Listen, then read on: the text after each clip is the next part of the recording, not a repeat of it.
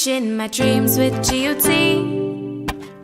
They're the ones for me. I'm reaching my dreams with GUT.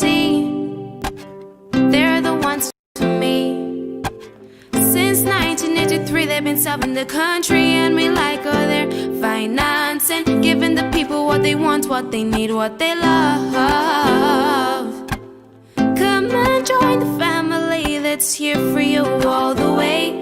From birth to graduation, your first job to your home, and your card through your golden years. The GT Credit Union has been actively supporting nation building through its many sponsorships and programs, including Financial Literacy Quiz, Pass the Torch Calypso Program, Junior Cooperatives in Secondary Schools, CPEA, and the TAMCC Grants.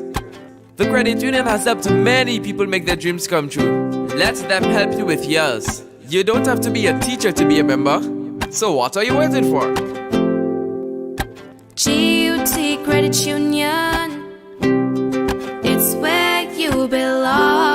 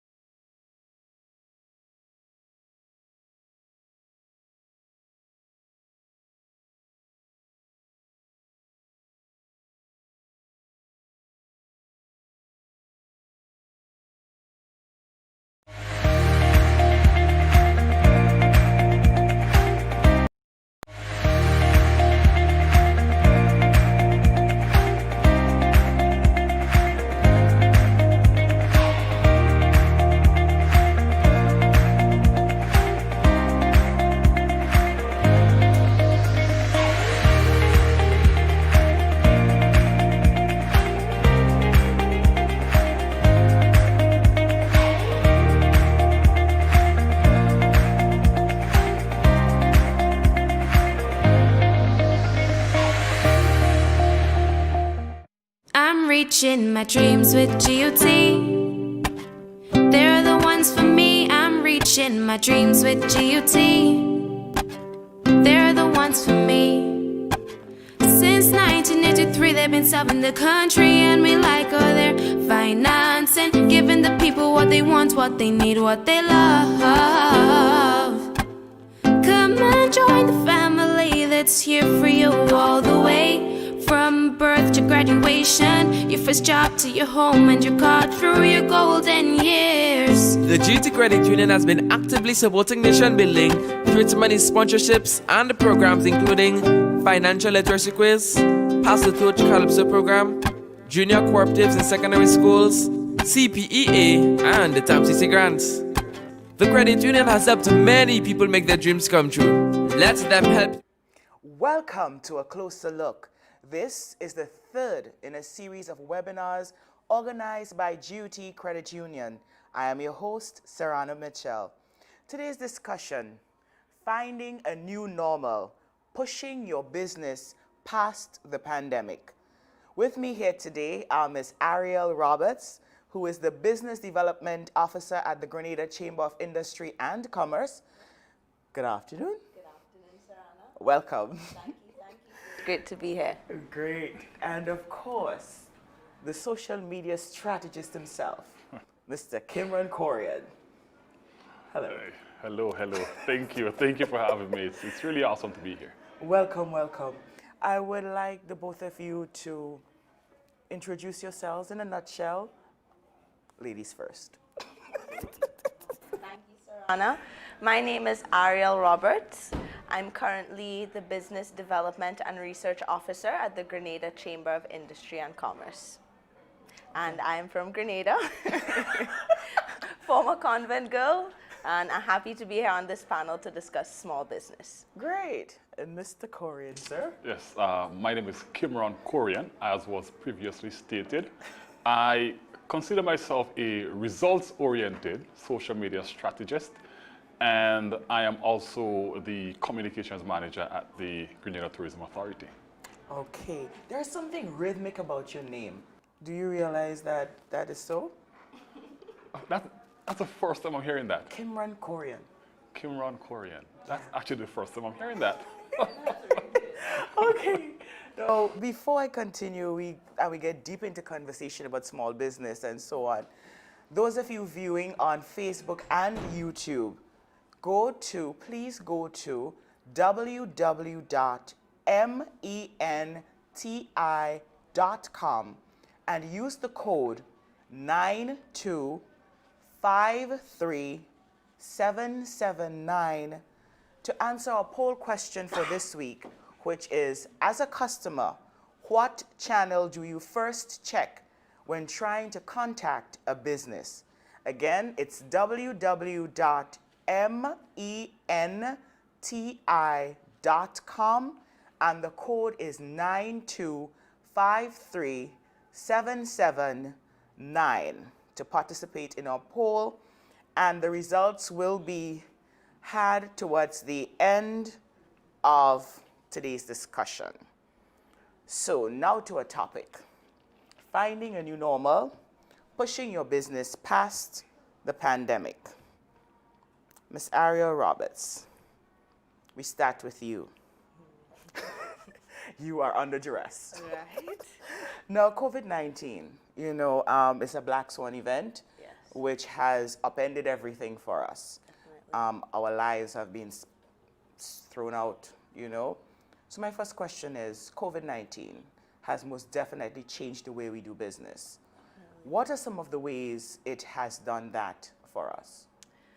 Well, COVID-19 has changed business in every aspect, but I think most importantly and more generally, it made us reevaluate how we do business. Is this traditional method and routine really what is most effective and efficient for us young people and how we operate and do business right now? I think COVID really showed us how much we can do with how little. It made us very resourceful, and it highlighted that sometimes traditional is not always the best way. People work best at different times, and flexible schedules could often promote and increase productivity and also a better work-life balance. Hence, so many people working from home. Exactly, not by choice a lot of the time, but it really showed what we can do. Another thing it did was really highlight what is critical to the success of a business in this day and age. So Kimron is definitely going to talk about the social media aspect, but technology on a whole. How do we make things easier for our customers, but also how do we reduce costs, marketing strategies. Social media is free. So integrating technology into the operations, COVID kind of highlighted, well, not always free, kind of highlighted. I was just good because I saw the way you moved it. I was like, jump in here. I'm more speaking and directing it towards the micro and small business owner. You know what I mean? Not the person who really wants to go into a full-fledged social media campaign, but someone who kind of wants to get the brand out there, understand that there's somewhere that their customers can find them. And then lastly, what it did was highlight the importance of planning. And having up-to-date, accurate records. Because what a lot of businesses went through in COVID was in trying to receive support and help and guidance, they needed to have that documentation. So COVID-19 kind of made sure that everyone put more emphasis on their record keeping, their contingency planning, and factoring disaster resilience, which is often more considered for hurricanes, but this was a disaster, factoring disaster resilience into the way they plan and operate their businesses. So that's kind of it, as short as I can say. Okay, Mr. Korean, jump in here. Tell me, why, because of everything she said, why now would you say that a digital presence is important? Well, Expound on yes. what she said. Absolutely, absolutely. And I agree with everything you said. And social media is free. It's just that there are certain aspects and certain things that you might want to do that will require certain investments. So, for example, like running ads on social media might require an investment. You may want to get some tools to manage social media, or you may want to hire a social media strategist. So there are certain expenses that comes into play, but you know, the platforms themselves are free to use, right? But what we saw is COVID has shown us that that need to transform the way we operate. Many business models have been transformed to include a digital aspect, right? Businesses are now operating in a fully traditional environment, are now operating fully digital. Take a look at, for example, the Wagiti Bingos. They're now being done completely online. So what we saw was complete transformations of business models, and what we also saw was businesses started realizing that, hey, our customers, before you can tell me how great your product or your service is, before you can sell me a computer, you need to have my attention. And people started realizing, especially with the onset of COVID, that the attention of end consumers were in the online and the digital environment. And that's just where people started shifting, whether it's the marketing activities, the entire business models. So it's very important now for businesses to start implementing digital strategies in the business, because that's just the next step in the evolution of businesses and the business model overall. Definitely. Okay. You spoke of the bingo. There are other businesses in Grenada like that need to embrace online. Right. Go online. How do we get them to realize that this is the way to go? Because many people are stuck in the traditional way of doing things. Even with COVID, many still will just put on the back burner and say it will pass and keep things going. But things have changed.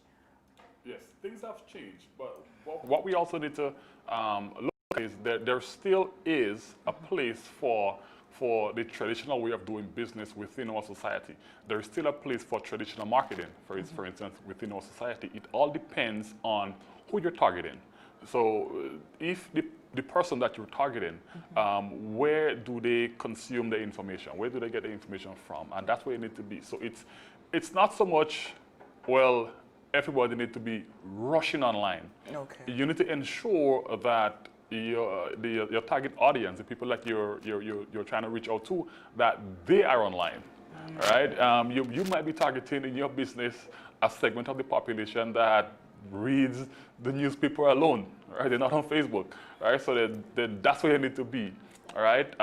Nevertheless, so the important thing here now is to understand where your end consumer attention is, and that's where you need to be as well.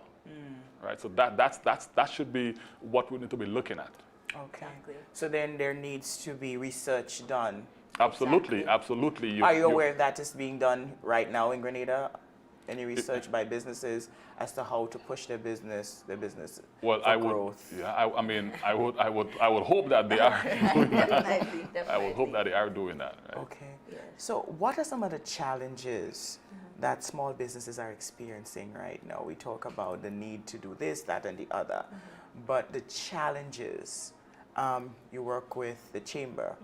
and how can they manage them? What are some of the challenges you see? Okay, so COVID came along and it brought a lot of challenges, but it also brought a lot of opportunities. So some of the strategies that we're going to discuss in this program in regards to how to thrive in this environment, the chamber itself got to utilize some of those strategies. So we reached out to our members. We wanted to be able to provide them with more tangible benefits and assistance. So we conducted some surveys, we reached out to members individually, and the feedback we got was that there were 3 major challenges: a reduction in revenue and customer base, access to their raw materials, and staff retention.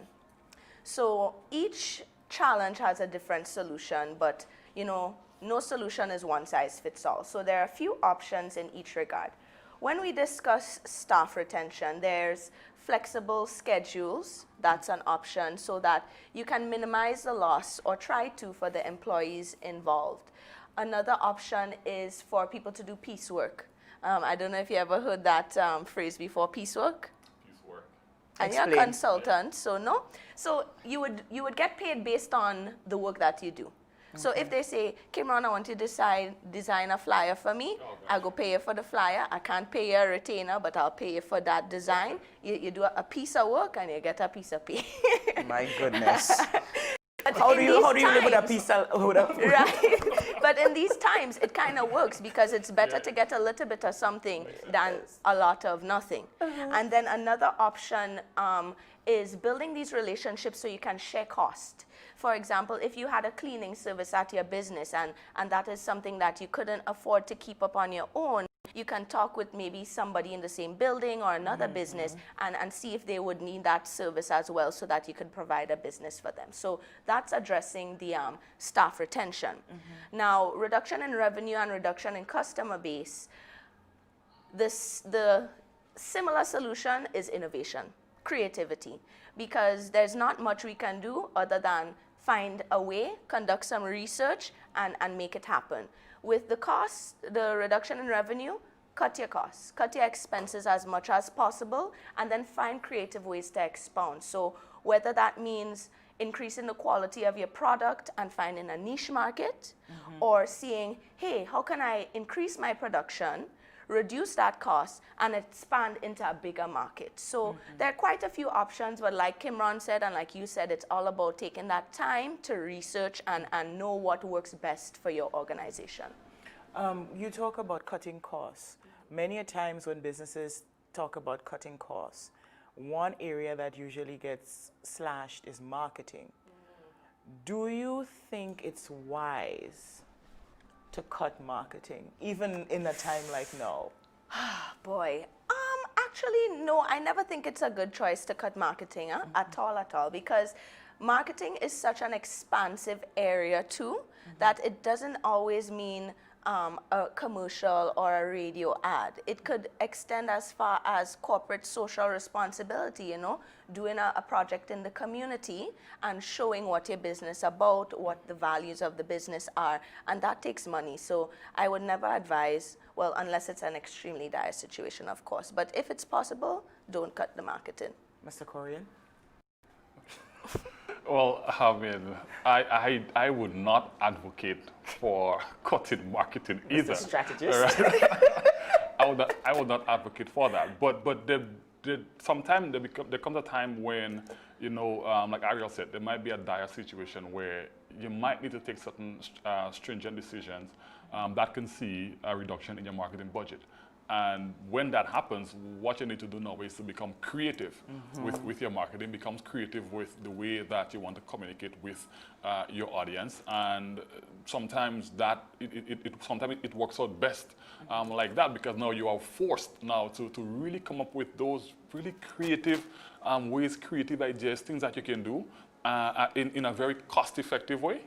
And you might think, well, I have the money, so I can do whatever. But when you don't have it, so I mean, I would never advocate for cutting your marketing spend. But I do know that sometimes we do become really creative when our backs are against the wall. Yeah, I think one of the things I've come to realize is that many of the businesses, for example, in the US and so, they use the pandemic as a way to reach the people, marketing wise. So they go on the emotion, or they go to for example, the frontline workers. They connect, they make a connection. So as a result, you keep within the target market yes. as well as what's going on, the Exactly. culture, what's going on right now. Yes, definitely. Okay, so strategies to thrive in an environment like now, Well, both of you. So yeah, I'm tired of starting. great. So I'll start with this one. But one of the first things that we need to look at is embracing, like I said at the beginning, embracing the digital space. Right? We need to embrace the digital space, because what we saw happening is once everybody was on lockdown, everybody was at home, couldn't go outside. You started seeing an increase in the use of a lot of for example, things like Netflix and even the social media platform. People were on there more often. So now that you know where people are, how do you now communicate with them? How do you produce content for them in a way that they want to consume it? So the first thing is really and truly to embrace digital, but sometimes it becomes a bit difficult, because it can be time consuming. You know, being on social media is really time consuming, right? So sometimes it takes away from some of the operational element of your business that you need to be focused on, right? But I mean, right now, what we're seeing, COVID has proven to us, and we saw that. A lot of organizations went online. Zoom made more money in this period than they ever did. And a lot of other competitors like Microsoft Teams and so everybody started going online. So you have to embrace the digital space, get your business online. If you're not going to use social media for marketing, at least use it for customer service. And I know one of the questions that you had for the poll is similar to that, right? But one of the things I always say, if you're not going to use social media for marketing, use it for customer service. So one way or the other. Right? Now, embrace that, the digital space. Embracing it now, how do you integrate it into your business? Some steps. Yeah. So the first things that you need to do is you need to understand what you're trying to accomplish, what you're trying to achieve as a business. One of the biggest disconnects that we have today, where social media and just digital marketing is concerned, is the overall objective of the organization does not match the execution that's happening on social media. So somebody might be out there, they might be executing on social media, but that execution does not support whatever the business objectives are. So let's say you say, I want to accomplish an increase, sales increase of like 20% by December 2020. Then your social media activities needs to map towards that. But in many cases, there's a disconnect between those. So you need to start there and align your social media execution with your business objectives. That's one. Number two, the next biggest disconnect that we have is leadership alignment.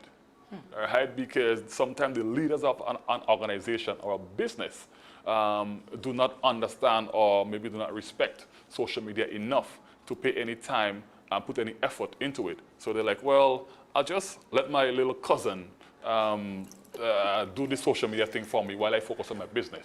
He's young, he's 18, he's on Facebook, he's on whatever, but having a Facebook profile, does that make you a social media marketer? The same way having a car does not make you a mechanic.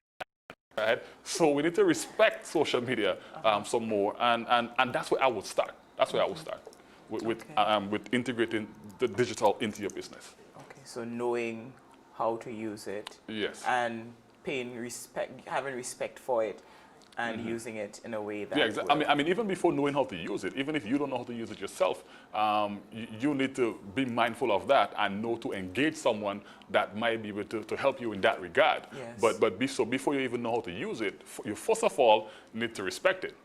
right? And you need to ensure that whatever your overall objectives are, and whatever you're doing on social media, they need to connect. And if I am executing social media for you, and there's a misalignment because you don't see the importance of it, then what I'm doing for you might be wasting time. Thank you, sir. Ms. Roberts? Awesome. So that kind of just led me into one of the strategies that is very important as well, building those relationships. Because if it's one thing that COVID showed us is that we all need the support. No man can stand alone in this pandemic. So networking and building those relationships is definitely critical to surviving this period in time. And not only collaborations with businesses who you have complementary goods or services, but also building those relationships with your financial advisors, your bankers, your business support organizations like the Grenada Chamber, who have the resources to provide assistance and support. Yes, so building those relationships is definitely important.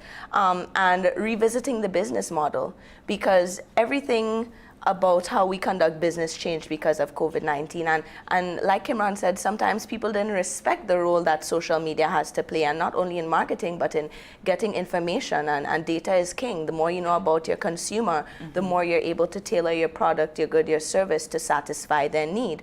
So revisiting that business model and evaluating what is the value that I'm bringing to my customer? Is it the most that I can provide for them? Because right now people are scrupulous. They're not just trying things out for trying things out's sake. They want value for their money. So revisiting that model, respecting the role of technology. How can I increase the value for my customer? How can I use this to enter a new market or target a new customer? Stuff like that would really make the difference in surviving this pandemic. Well, we started and we spoke about the pandemic leading most of us to work at home. Have you found that people working at home, have they said that they're more stressed or less stressed being home because they have the children, they have work to do, they're on Zoom, they have this, they have that? What has been the response? Would you like to start, Kimron? No, I'll tell you what has been the response. In Grenada. Yeah, right. What I've heard people saying, and myself included, because I've said it, is that working from home, I've actually felt like I've been working more, like I'm doing more when I'm working from home. Why is that? It's maybe it has to do with the fact that you feel like, well, I'm home, so I really need to put in the work.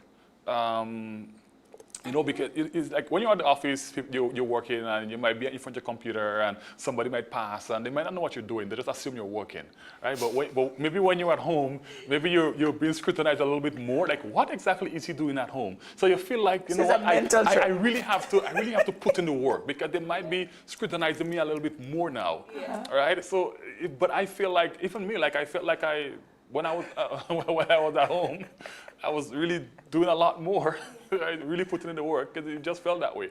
And I've heard it from colleagues, not just in my space, but outside of the industry that I'm in. I've heard it. I agree with you on the increase in productivity, but it's interesting how people attribute it to different things, because I was more thinking that because you're in your element, you're comfortable, you're kind of more in control, you could eat while you're doing the work, you don't have to stop you don't have to be that, I don't want to say professional, because you have to be professional either way, you're doing Zoom and these kinds of stuff, but you're more relaxed and you can choose which times work best for you. Because for example, if you have a family at home, some people would prefer, okay, let me do the homemaking stuff in the day and entertain the children or whatever, and then when I put them to bed or when they're playing outside, I can focus on what I have to do. So being able to balance that time and be more in control and not so rigid, like I have to be in the office from 8 to 5, and so I can't do anything in between those times. And then having the peace of mind knowing that, oh yeah, this is okay. Home is safe. We have food. Okay, I could focus on this piece of work right now instead of worrying like, is the babysitter there? Do I have to pay somebody? Is the child getting picked up from school? Is it more stressful? I don't find so. I think it's more comfortable to work from home, but I guess everyone has a different experience, but I do agree the productivity went up regardless of the pressure. Okay. So, I mean, For me, it was it's like what I said. I felt like, I was doing more. One of my colleagues was actually relating to me today that she's working from home now, still working from home, and she has a daughter. And she's like, whenever I'm trying to work, like she's right here, and I'm like, wait, hold on, mom is working. She got to do what she got to do, but she still maintains that level of productivity, and she feels like she always has to be like really getting it done. And yeah, there comes a time when you can. It depends on what you're doing. You can set your hours and decide you want to work in the evening or work in the morning. But it depends on the industry that you're in. Definitely. There are certain things that need to be done by a particular time, right? If you're launching a new campaign. Right, there might be certain things that are timely. If you have international offices, let's say you have an office in the UK and you have to meet with them, you have to consider the time difference. So there's a lot of different factors that comes into play. Right, because now with COVID, what we saw is because a lot of the business models have transitioned to a more, I guess, digital model or gone online. People are now, the clienteles are now increasing. We no longer just targeting the local Grenadian community, but because we're now doing business online, we can now have a customer in the UK and have a customer in here, and we have to be mindful of that. So sometimes it works both ways, I guess. Okay. Yeah. All right. Thank you. You are watching A Closer Look. Before we go to break, please take a minute to visit www.menti.com and use the code 9253779 to answer our poll question for the week, which is, as a customer, what channel do you first check when trying to contact a business? We'll be right back.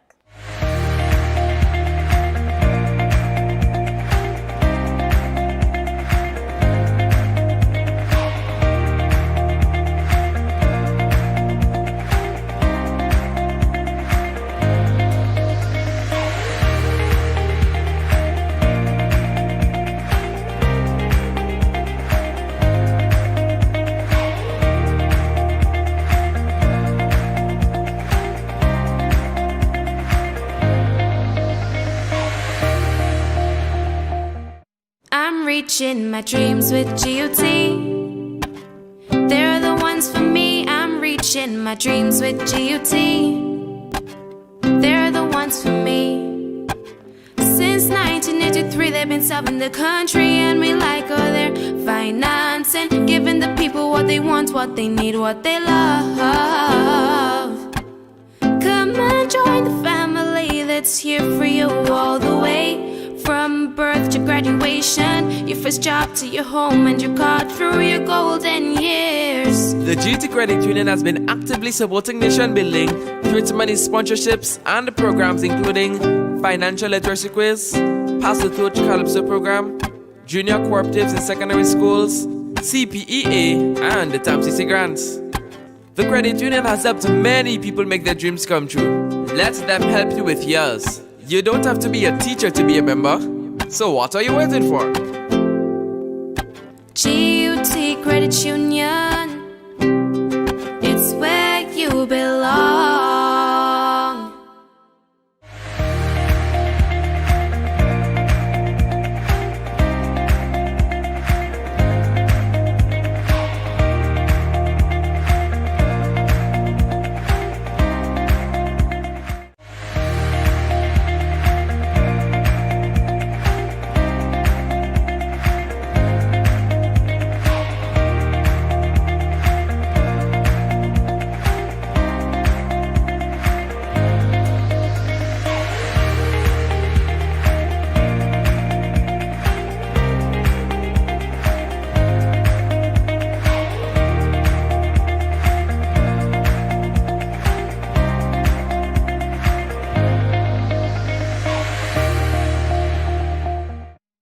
Reaching my dreams with GOT. We are back here, A Closer Look, and we are talking about getting past the pandemic with our business to grow it, right? Yes. One of our viewers, Tamara Prosper, wants to know, with everything that's going on now, decrease in disposable income, should we focus on marketing? We talked about it before, and just go back again. Okay. Should we? So the thing is, you should never stop marketing. Now, whether you want to maybe reduce your marketing budget and find other creative ways for getting your products out there, then fine, go ahead and do that. Because what we now have to do is, yeah, there's a reduction in the disposable income of some people, all right? But we do have people out there that can still that are still buying, that can still afford your product or your service. And in the event that, let's say, you are transitioning to, let's say, a digital first type of business model where your audience or the people that you're targeting are now not just like focused locally, for instance, and you can now reach out to people, let's say, in the diaspora or in different countries. Then there needs to be, you need to always be finding ways to get your product, get your business out there. You should not just leave it to die, for lack of a better word. So you should keep marketing, finding creative ways, finding creative ways to do it, right? The word creativity keeps popping up. Yeah, exactly. You know, use social media. You know, use social media, do live, whatever. But you need to keep your business front and center. And there's traditional ways of marketing too, because marketing doesn't always mean spending money and doing something like that. It could be reaching out to your customers, having a conversation with somebody about your product, and just building on something Kimron just spoke about is when a business is transitioning, sometimes marketing is what they need to really help them survive. For example, a lot of food businesses which were in central locations getting a lot of foot traffic in and out, they have to think now, okay, how am I going to reach persons, sell a reasonable amount of food to make a little revenue? And sometimes the marketing is going to, in my office personally, there have been people that just walk up to us and give us a little menu and say, hey, we take orders now. So this is the WhatsApp number. They even just wrote it on a little paper. So that didn't take any money. It was marketing. And now I know, the rest of my office knows, any of my working friends, if they ask me, somewhere I could order food, they know. So marketing doesn't always have to be some exorbitant cost. That's an excellent point too. Yeah, because sometimes when you think marketing, the word alone makes this big thing. You have to spend so much money doing this, so much money doing that. So you're just being creative and just knocking on a door, showing them a flyer or just writing it on a paper. Exactly. It does the trick. It's guerrilla marketing. Guerrilla marketing, exactly. Just knock on the door. Right, exactly. Shove it in. Exactly. Somebody will take it. Yes. Or throw it back in your face. Anyhow, say for example, I will segue into hospitality, tourism. I have a guest house. Ooh. People are not coming to Grenada. What do I do? You call me and we get you hooked up with our Paradise at Home campaign that we have going on. Disposable income. But yeah, but on a more serious note, that's actually a real situation that we are facing right now. And it's tough. And a lot of the guest houses right now, people are not, no one is coming in, and that's primarily the reason why we are encouraging, staycation campaigns. That's the reason why we launched our Paradise at Home, to encourage locals to go out there and enjoy everything that Grenada has to offer. Stay at our local guest houses, stay at our local accommodation, and we are encouraging those accommodations to, to give special rates. To give special rates to locals so they can just come in and enjoy what you have to offer. We've been in lockdown for a minute, and sometimes we just want to get out there and go out and experience the country. And so like Ariel mentioned, you just have to find creative ways to get people to come in. And when people are not, like visitors are not coming in from outside, then we have a local market here. And for example, our campaign at the GTA Paradise at Home, that has been going really well. A lot of our accommodations are saying, you know, weekends upon weekends they're booked. Some of our excursions are saying they're almost always booked, right? So it's just a matter of having special offers and deals that locals can use, can afford, and so they will go out there. Okay. Would you like to add anything? Yes, I would actually like to add another idea that just popped into my head when he said the guest out was strategic collaborations, because some really cool things I've been seeing happening is smaller business working together. I recently saw something on Instagram with a kayaking company and an event company and a unique gifts company, and they did this whole little event, and I was like, well, look at that collaboration, that's awesome. And then they got a marketing company to advertise it. So for your guest house, I'm thinking maybe collaborate with some people who want to host an event where they sell their product, or a cultural group that wants to do a spoken poetry night or something. Just get people in the space, get creative. You don't always have to think, how much money am I going to get for this right now?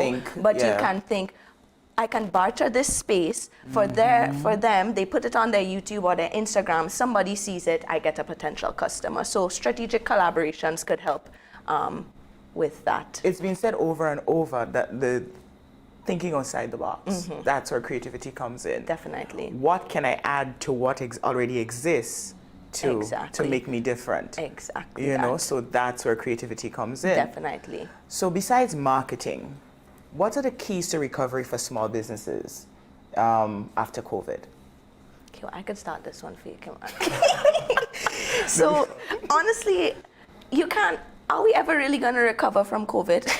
Or are we going to just transition into a new way of doing things? You know, it's not really a recovery, but more of a transition and evolution into a hybrid of what we were before. And what I would say is, act now. Don't wait to see how it's going to turn out, and cut your losses, evaluate, take an assessment of the environment, create a plan, and move with it. Because if you wait to see, then everybody's going to move past you. This, we could say it 100 more times. Creativity, innovation, what makes you different? You know, integrate some technology into it to move into that new stage of business, and focus on quality. What is the value? Who is my customer? Because once you know who your customer is and what they're looking for, you can provide that quality product and provide that value for them that they're looking for, where they feel comfortable investing. And you touched on something that's really important, and that is providing value. Right? Providing value, because sometimes we say, you know what, well, we're going through difficult times now, and we can't, we can't maybe do what we used to do before, so we're going to cut back here, and we're going to cut here, and we're going to cut here. But what you're actually doing is you might be cutting yourself away from a customer, right? So it's really important to provide value, and to, like you rightly said, maintain that level of quality.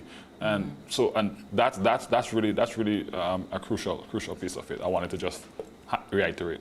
When you spoke about quality, what came to mind? I've been doing a lot of research because I'm in tourism, work in tourism, and although a lot of it seems dismal, we know that people will travel. However, those who are traveling, who would come to our shows, would want quality service. So we can't cut back on anything. We have to give them the good stuff. I mean, we already have good stuff, but we have to make it and package it in such a way that people remember us and want to return, no matter whether COVID is still there or somewhere. And we have to remember our Grenadians, our locals who supported us through the drought of tourists, and treat them well. So if a tourist bounce up somebody, or if they know a local, they'll be like, have you ever heard of this place? And they'll be like, yes, I went there during lockdown. Marketing. Yes. Free advertising. Yes, word of mouth. Exactly. That's actually the most powerful form of marketing. Exactly. Word of mouth, because people trust recommendation from friends and families more than they would trust an ad that you will put out about your business. Right? So that's really crucial. And we talk about niche. Help someone listening out there, viewing, to understand when you say to grow a niche market. Yes. So niche markets just means very specific market within a market. So this might be the most random example, but this is what came to my mind. Popcorn. Everybody loves popcorn. There's so many types of popcorn, but a niche market would be somebody who specializes in like gourmet popcorn or artisan popcorn, caramel popcorn, like something that just makes it a little bit more decadent, a little bit more luxury, or a little bit more quirky for a specific target market. Because there's some people who would be willing to spend $5 to $10 on a bag of gourmet popcorn, and somebody who's going to buy the big box of the microwave popcorn. So niche marketing just means finding that specific target market and catering and tailoring your products to satisfy that specific taste. Okay. I don't know if that was a good example. Yeah. Grenada could be a niche market. You know? Definitely. So Definitely. And we tailor it to the decadent taste of Exactly. the tourists out there. Definitely. We are the best kept secret of the Caribbean, I like to say. Mr. Korea? Are we still a secret? Is it a secret or is it a secret out of the We are a know. secret within I a don't know. secret. Okay, so go ahead, sir. No. That was that. Just wanted to touch on that. Okay, so for example, if you started a business and you want to grow it online, how do you grow your business online? Okay. No, yeah, that's one of my favorite things to talk about. Growing your business online. Now, the first thing that we need to look at is one. There are certain things that you need to do. Understand, like I said at the beginning, are your customers, your target audience, are they online? Right? Are they online? And if they are online, then where are they online? Are they on a particular social media platform? Are they somewhere else? You know, are they visiting a particular website on the regular? So are they online and where are they online? Once you understand where they are online, then we want to look at, okay, how do they want to be communicated with online, right? Because all the different online platforms, all the different social media platforms, they're all different and they have their own nuances.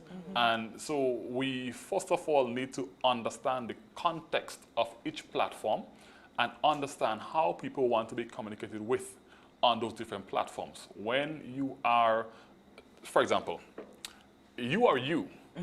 However, your behavior is different when you are in a church versus when you are in a party. You might be surprised. Well, I don't expect it. Well, I would hope you're not behaving like in Holy Spirit mover. You never know. Let's not go there. right? But we need to understand the context of the platform. So, Yeah. for example, image size requirements are different for each platform, for instance.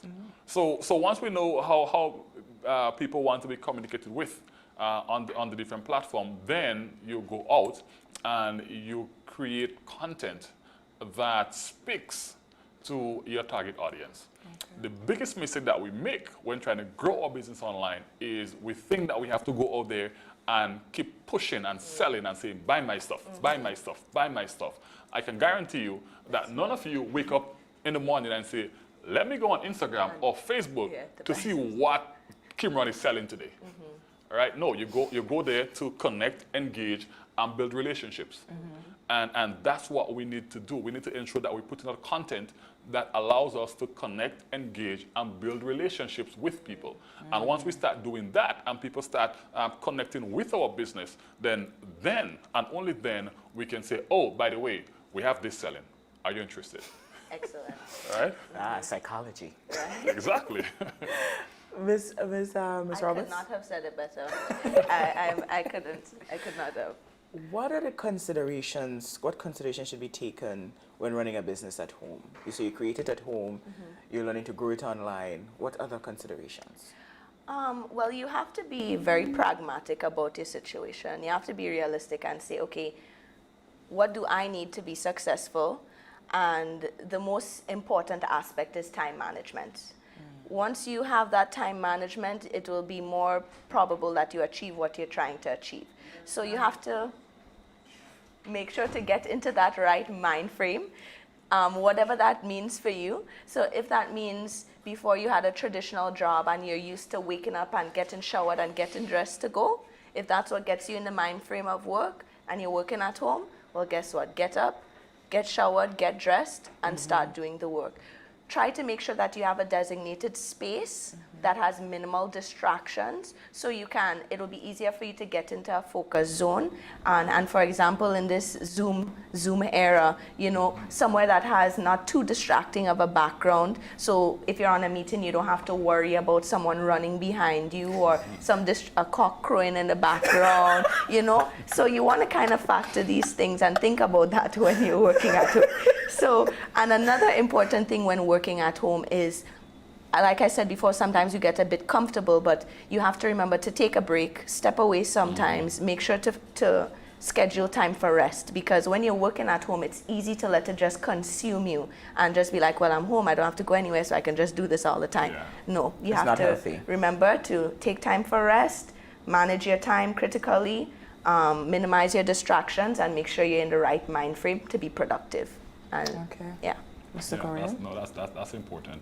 And let me just add this part real quick, because I think that's one of the biggest, one of my biggest pet peeves with working from home as it relates to the using Zoom. I think what we're missing is some Zoom etiquette. Right? Maybe you should start a class. Yeah, maybe. This is really important. This is really important because, sometimes you have someone jump on a Zoom and I'm not sure if they don't realize that the video is on or that the mic is not muted. So now you hear them like, hey, Jason, what are you doing the commodina? Exactly. And then somebody shouting them in the background, like, hey, Kimran, where the spoon?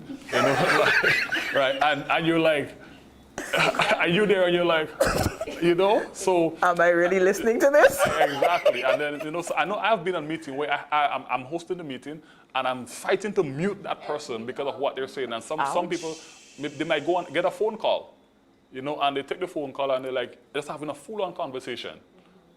So these are some of the things that we need to look at, and one of the big things now is Zoom backgrounds. Yes. Right. A lot of people are using the Zoom backgrounds, virtual backgrounds. but what they don't realize is, based on the background you're using versus the clothes that you're wearing, you get lost in it. So they're on the Zoom, they're talking, Green. but you're not seeing them because they're lost in the air. background. They floating heads there. So it's important to understand some of those things, so that you can have a flawless experience. And I really like the idea of having a designated workspace that you can go to. And dress code. And your dress code, exactly. Because going on Zoom, you've seen a lot of things. Well, at least from the waist up. Exactly. Yeah. From the waist up, you should have a professional look. professional. Yeah, I saw a Zoom. Just don't forget. Just Just don't forget. Exactly. Don't forget to stand Turn up. the camera off before I you saw a walk Zoom away. with a reporter, and it was showing he was not wearing a bottom. Oh, no. Oh, man. Anyway, let's continue. So, what can businesses do to manage or improve cash flow around now, Well, besides cutting back on marketing? besides that, besides cutting back on marketing, try and cut back on everything else. Because cutting expenses is really the only way to make a real dent in making sure that you can mitigate the loss of revenue and improve that cash flow. Another thing you can do is build those relationships, build those communication networks with your suppliers to see if you can set up a payment plan. Because maybe the revenue is coming in, but it's coming in a little slower. So instead of paying every month, you say, okay, can I pay every fortnight, every 2 weeks? Okay. Another simple trick or tip, or it's not really a trick or a tip, but it's what calls us to pay more attention to the details of the business, get more intricate with it. Utilize your invoice time frame. That just basically means the time between when you get your invoice and when the bill is due. So if you could talk to them, sometimes an invoice time frame can span anywhere from a week to 30 days to 90 days. So if you can get some flexibility, or make sure that you use it so you pay on the right at the end before you get any penalties, that's a good way to free up the cash flow and find a way to make it work for you. Okay, thank you very much. You are watching A Closer Look, and before we go to break, take a minute, visit www.easycashflow.com menti.com, and use the code 9253779 to answer our poll question for the week, which is, as a customer, what channel do you first check when trying to contact a business? We'll be right back.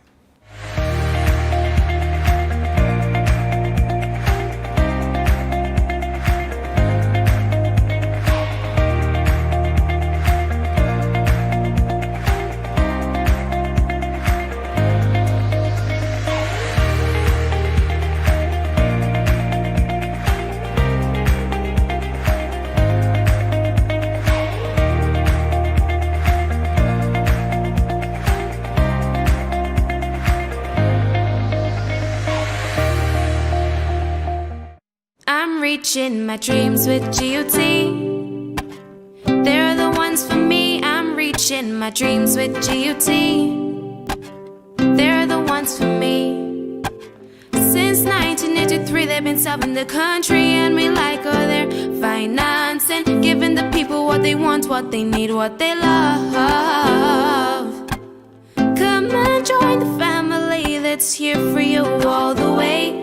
From birth to graduation, your first job to your home, and your car through your golden years. The GT Credit Union has been actively supporting nation building through its many sponsorships and programs including Financial Literacy Quiz, Pass the Torch Calypso Program, Junior Cooperatives in Secondary Schools, CPEA, and the TAMCC Grants.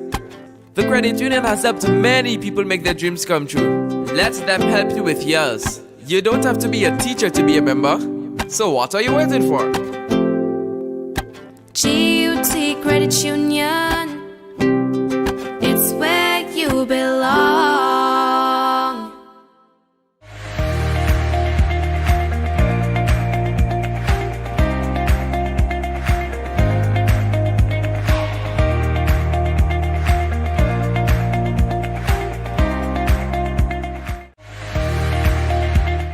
We are back here at the GUT Credit Union, a closer look. And we're talking about growing your business after the pandemic, or as it moves on. Because will it ever, will things ever change, We have to just keep moving on and growing and building on what we've had to do in this time. So we had our poll question, and the results are in. The question, as a customer, what channel do you first check when trying to contact a business? Here are the results. The phone book, 15%. Social media, 30%. The website of the business, 50%. And calling a friend, 5%. Does that surprise you, Mr. Corian? No, that does not surprise me. Really? And here's why. I actually thought that maybe social media might have been a little higher. Yeah. Me too. Right? Because here's what I found. What I found is that one of the first things that we do, not even just trying to contact a business, but just trying to evaluate whether we should do business with someone, is we go online and look them up. Mm-hmm. Right, we go on social media, we look at their Facebook page. That's the first things that we do. Mm-hmm. So social media and the website being the top two does not surprise me at all, because it is in line with what I am currently seeing. Mm-hmm. And one of the things I mentioned earlier mm-hmm. is a lot of businesses are currently doing that is they may not be using social media for marketing, but they are definitely using social media for customer service. Mm-hmm. Because remember, social media is actually a communication tool. Mm-hmm. It's a communication tool for a business to communicate with their stakeholders, and for the stakeholders to communicate with the business. Mm-hmm. And that's one of the big mistakes that businesses make, is when people are trying to reach out to them online, sending them a Facebook message or whatever, they ignore it. They don't respond. And that's one of the biggest blunder you can make in your business, ignoring your customers when they're trying to connect with you online. And the poll shows that, it really proves the use of social media and your website as customer service channels, not just marketing. Okay. Thank you. Ms. Roberts? Like Kimron said, I share the same sentiment. I knew that it was going to be between website and social media. I definitely thought social media was going to be a little higher, but overall, I'm not surprised at all. Okay. It's interesting that people still use a phone book, to me. Right, that one surprised me a little bit, how high the phone book one was. Actually, it doesn't surprise me. I'll tell you why. Because there is a segment of our population that still fancy the traditional side of things. Yes. Right? Oh, that's true. We can't disregard it. It's the reason why we could never discount traditional marketing. It's the reason why radio ads and TV ads and newspaper ads still work within our society. Now the problem becomes is that it's more expensive. Yes. All right, the cost of attention on TV, on radio, it's more expensive and it's really hard to measure.